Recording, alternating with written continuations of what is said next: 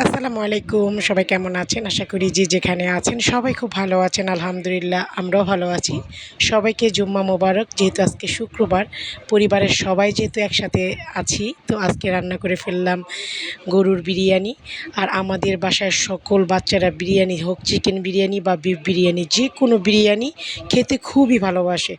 তো যাই হোক, শুধু ছোটরা না, বড়রাও আমাদের পরিবারের বড়রাও খেতে খুব ভালোবাসে। আমার ছোট বোনের তো খুবই পছন্দের খাবার বিরিয়ানি।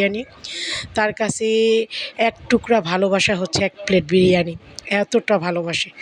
তো যাই হোক, আমরা আজকাল মানুষকে ছোট করতে গিয়ে অনেক সময় নিজেরাই ছোট হয়ে যাই, আর এটাই কিন্তু আমাদের প্রাপ্য।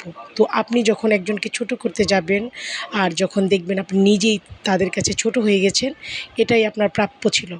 তো সব সময় অন্যকে ছোট করার আগে সব সময় ভেবে চিন্তে কথাবার্তা বলবেন। মানুষকে ছোট করা কিন্তু ভালো কাজ না।